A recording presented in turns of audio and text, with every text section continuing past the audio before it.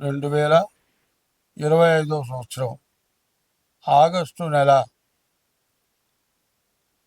మరి ఈ ఆగస్టు నెల 3వ రాశి మిథున్ రాశి ఫలితాలు చెప్పుకుందాం. ఈ మిథున రాశికి కన్యా మిథునయో బుధ. కన్యా మిథునాలకు బుధుడు అధిపతి.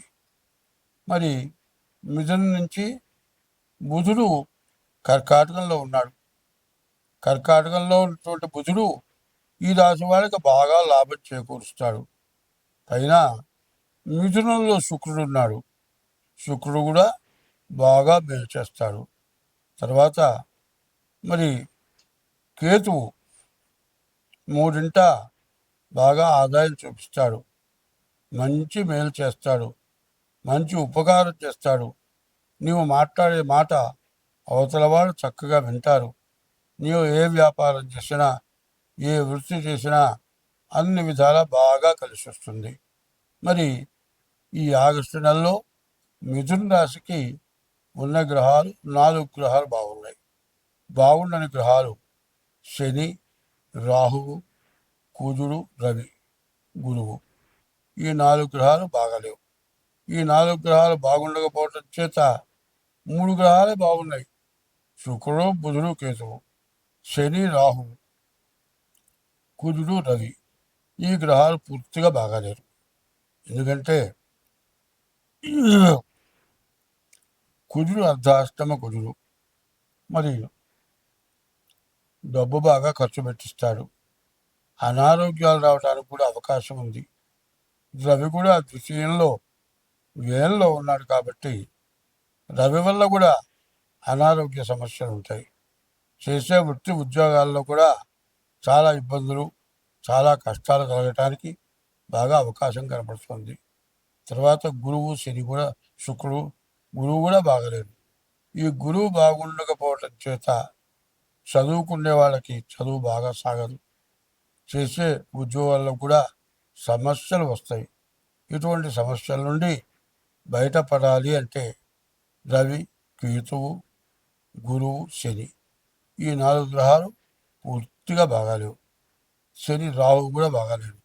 కాబట్టి రాశి వాళ్ళు మరి ఇది గోచారం చెబుతున్నాం. గోచార రీత్యా 25 వంతులే పనిచేస్తుంది. గ్రహచారం అంటారు. జన్మ లగ్న రీత్యా వచ్చేది గ్రహచారం. జన్మ లగ్న రీత్యా ఎట్టా ఉందో కూడా చూడటం చాలా అవసరం. జన్మ లగ్న రీత్యా చూడాలి అంటే పుట్టిన టైము, తారీఖు, నెల, సంవత్సరం టైము దాన్ని బట్టి చూడాలి. కొంతమంది అంటారయ్యా గోచారం చెబుతున్నారు కదా, గ్రహచారం కూడా చెప్పచ్చు కదా అంటే ఆ పుట్టిన టైంలో అందరికీ అన్ని గ్రహాలు ఒకే చోట ఉండవు. కొన్ని గ్రహాలు చోట, కొన్ని గ్రహాలు చోట, కొన్ని గ్రహాలు బాగుండి కొన్ని గ్రహాలు బాగుండక ఇట్లా ఉంటుంది. కాబట్టి చూడాలి అంటే జన్మలగ్న రీత్యా కూడా జాతకం చూడాలి అంటే మాత్రం డేట్ ఆఫ్ బర్త్ ద్వారా జాతకం చూడాలి. అట్లా చూసి మీకు ఏదైనా దోషాలు ఉంటే ఆ దోషాలు నివృత్తి చేసుకుంటే చాలా మంచిది. స్వస్తి. ఇప్పుడు చాలా విశేషంగా చెప్పుకోవాల్సినవి ఉన్నాయి. ఆ, కా, మా, వై. ఆషాఢం, కార్తీకం, మాఘం, వైశాఖం. ఇవి చాలా విశేషమైన నెలలు. ఆషాఢంలో ఆషాఢ శుద్ధ ఏకాదశి, తొలి ఏకాదశి రోజున శ్రీ మహావిష్ణువు పాలసముద్రంలో యోగ నిద్రలో ఉంటాడు.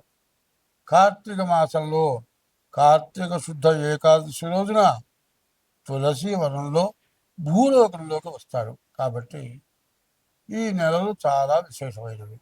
ఏమిటా అంటే ఆషాఢమాసం, మరి తొలి ఏకాదశి, మరి చెట్లు చిగిర్చి బాగా మొక్కలు మొలిచే టైము. తర్వాత శ్రావణ మాసం, వరలక్ష్మి వ్రతం, ఈశ్వరుడు అభిషేకం చేసుకునే రోజులు. మరి భాద్రపద మాసం వచ్చేవాళ్ళ దేవతల కంటే విశేషమైన వాళ్ళు పితృదేవతలు. శ్రావణ బహుళ పాడ్యం నుంచి అమావాస్య వరకు కూడా ప్రతి వాళ్ళు కూడా పితృదేవతలకి మరి వాళ్ళకి శ్రాద్ధం పెట్టాలి. కనీసం తర్పణైనా చేయాలి. దర్భ వేలికి పెట్టుకొని తర్పణ చేస్తే ఆ తర్పణ చేసిన తర్వాత జంజం ఏం చేస్తాం, దండలాగా వేసుకొని నేల మీద నీళ్లు పిండి కళ్ళదద్దుకుంటాం. ఆ నీళ్లు పిండేటప్పుడు ఒక మాట చెప్తాం, ఏకేచ అస్మత్కులే జాతా అపుత్రా గోత్రిణో మృత తే గృహంతు మయా దత్తం సూత్ర నిష్పీడోదకం. ఈ సమయంలో పితృదేవతలకు తర్పణ చేశాము.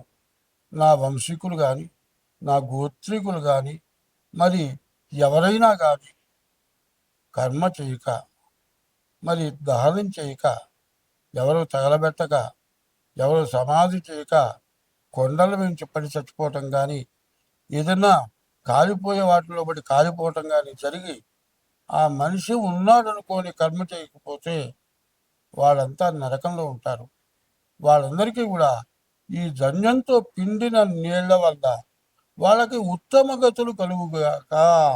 ఏకైచ అస్మత్కులే జాతా, నా కులంలో పుట్టినవాడు, అపుత్రాహ పిల్లలు లేనివాడు, గోత్రులో మృత గోత్రీకులు లేనివాడు, గోత్రులో మృత గృహంతో ఈ ధన్యం నీళ్ళలో ఉంచి కింద భూమి మీద పెడుతున్నాను.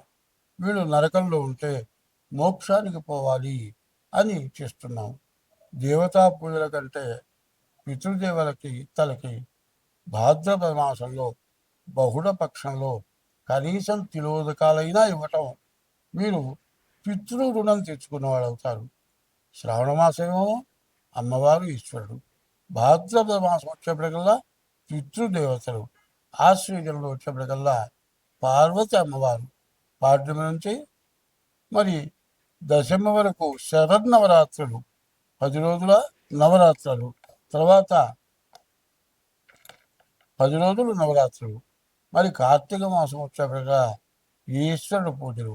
కార్తీక మాసంలో కార్తీక శుద్ధ ద్వాదశి రోజున విష్ణుమూర్తి భూలోకంలో తులసి వనంలో సాక్షాత్కరిస్తాడు.